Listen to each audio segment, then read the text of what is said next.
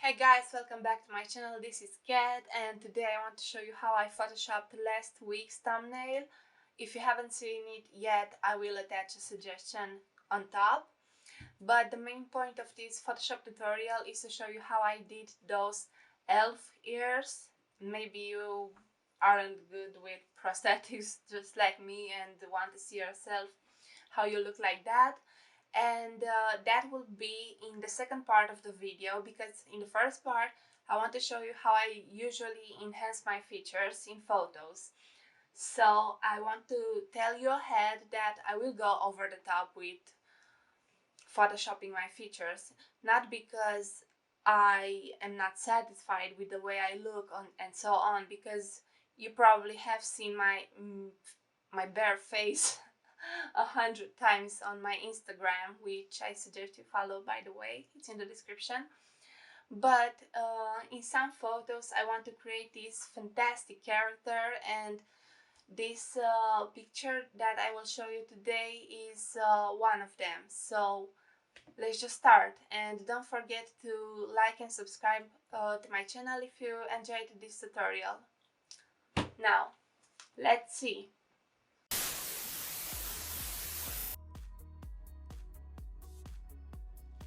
So the first thing you want to do is open Photoshop and then click on open to choose the file that you want to edit. For me is this picture. Click open, and because it's a raw file, it will first open this overlay, which has some of the functionalities from Lightroom, and you can change a bit the lights, the shadows, and so on. Here for me, I already decreased the exposure a bit, and I don't need to make any other changes. So to continue with editing, I will just click open. Now the first thing you notice when you zoom in, by the way, if you want to zoom in, you have to press Control plus or Command plus if you're on a MacBook. So you can see that the photo is unclear, maybe because of the movement, the lights, the camera settings, and so on. So I want to sharpen the details a little bit. In order to do that, I will go to Filter, Sharpen, and choose Smart Sharpen. It has this preview checkbox, which you can uncheck to see the difference before and after. It's a slight difference, but trust me, it matters. You can change the amount of sharpening here by dragging this to the right end, and to me this is too much. You can see that it creates a lot of noise, so I don't want that. But if you decrease it too much, then you don't see much of a difference. That's why I prefer to go somewhere in the middle, like right here, and I'm satisfied with it. So now I just click OK, and my image is sharpened.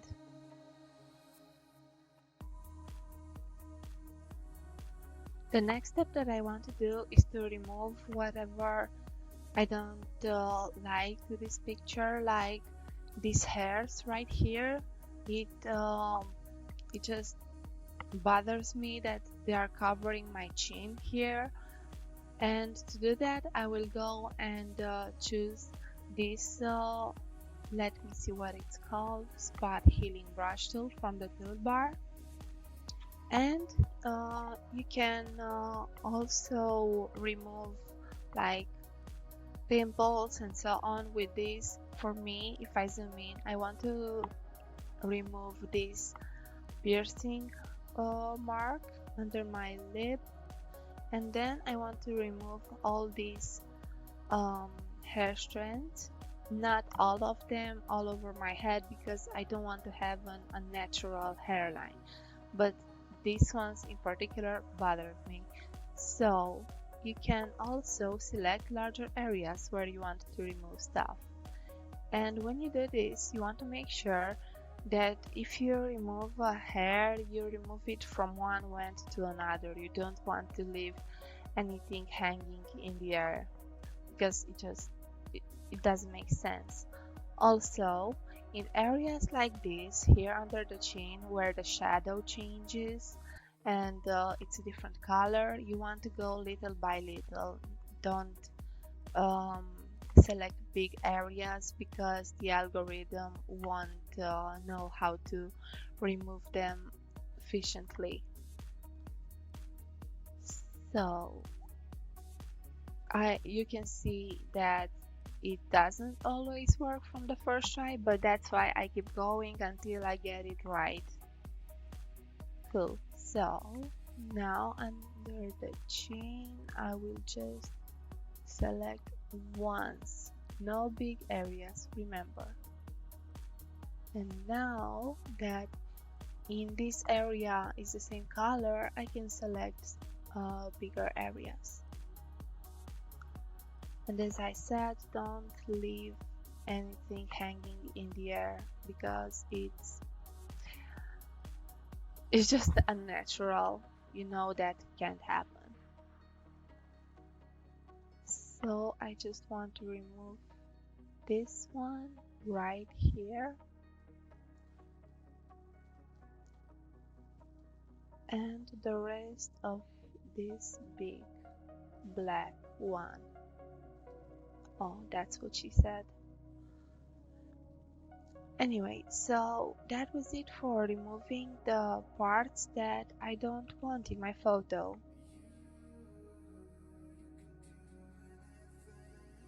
So the next thing that I'm going to do is to intensify the colors around my eyes and on my cheeks, my lips and so on. If you want to do that, you have to go to the toolbar, and here is this dodge tool, but we are not using the dodge tool yet. Instead, you can right click and choose the sponge tool. Now, what the sponge tool does is intensify the colors if the mode is set to saturate, so check that out. Now, the size of the tool is too small for me because I want to cover the whole eyelid area. That's why I will increase the size from 20 pixels to maybe 60. Okay, and that's right. And now I'm just going with it over my eyeshadow.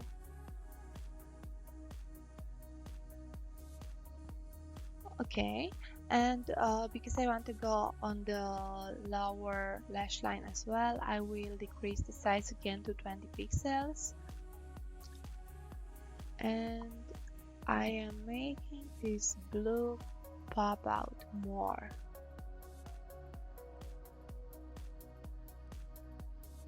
I do the same to the other eye.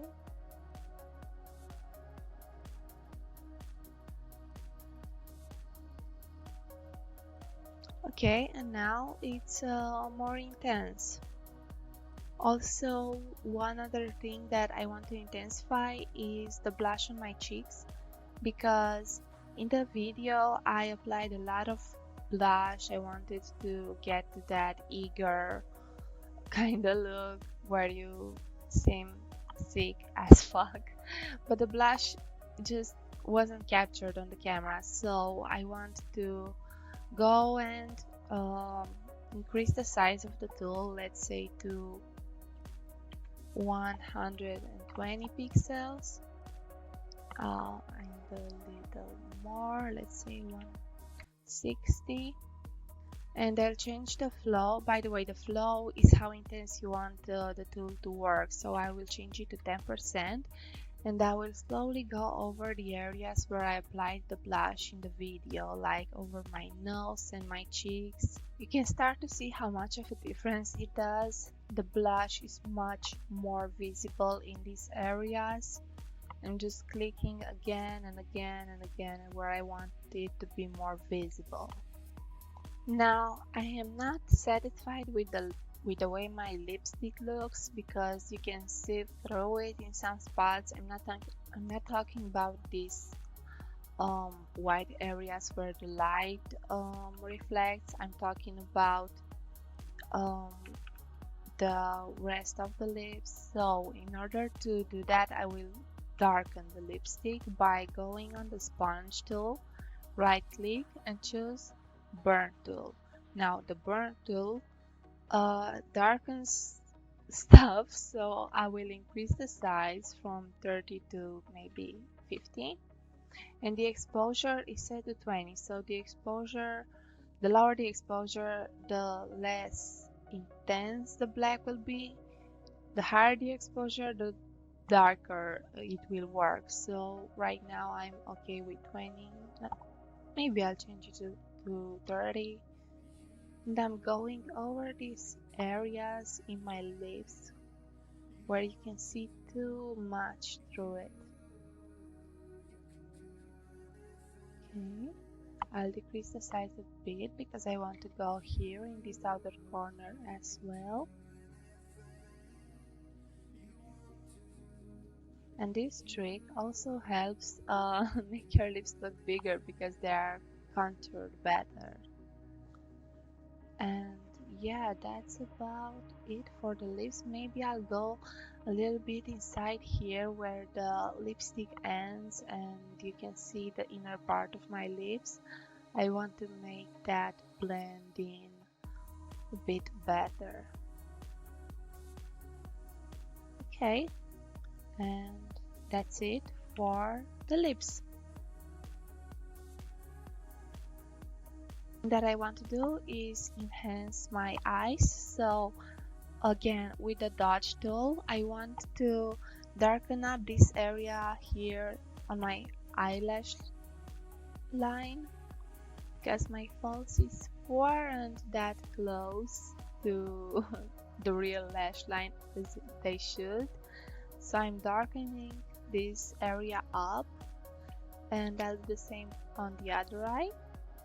And what I like to also do is to come here in a little bit in the inner corner, do the same here, and also just do little strokes like this to make the eyelashes pop up more.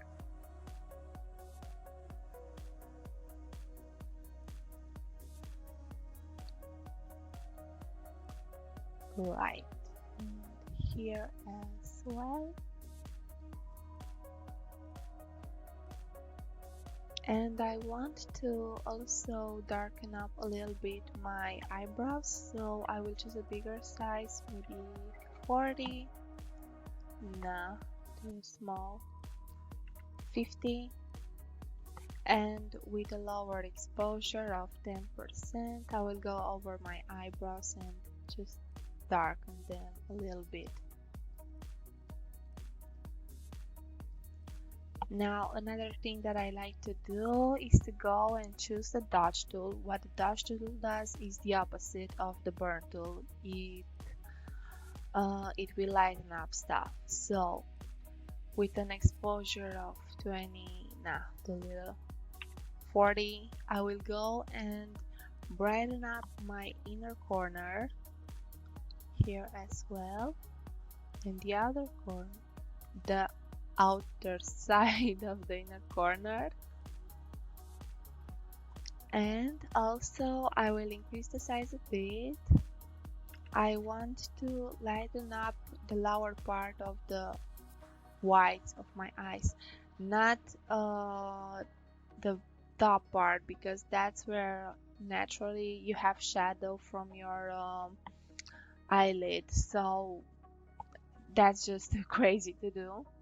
And maybe go a little bit over the teeth, but not too much, because you don't want to look like Ross in that episode. You know what episode?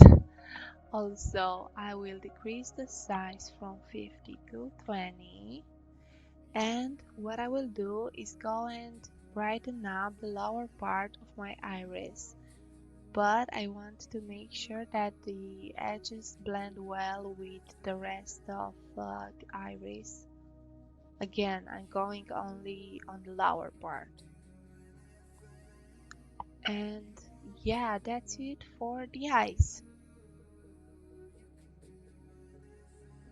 And the last part of the tutorial is to create those elf ears, and in order to do that you have to go here in the layers section And we have this layer that we are working on currently. You have to right click and choose duplicate layer. And what this does is it will create another layer on top of it. I don't care about the name, so just hit OK. And now we will be working on this layer right here. So in order to have the elf ears, you have to go to Filter, Liquify. I will zoom in again because I want a closer look to my ear. And you have to select this forward warp tool and choose an adequate size for what part you are about to add it. For me, the proper size is 70. So you want to start dragging the parts of your ear more to the right and upwards and make them pointier. That's how you achieve that look. You want to make sure that you keep everything round and you don't create any harsh edges, because you want your elf ear to look still like an ear. And don't forget to move in the other parts of the ear as well. Now I want it pointier, more to the right. And don't worry about the way that the hair warps around, because that's why we created a second layer. And I will show you how we will fix that in a moment. Good. A little bit more to the right.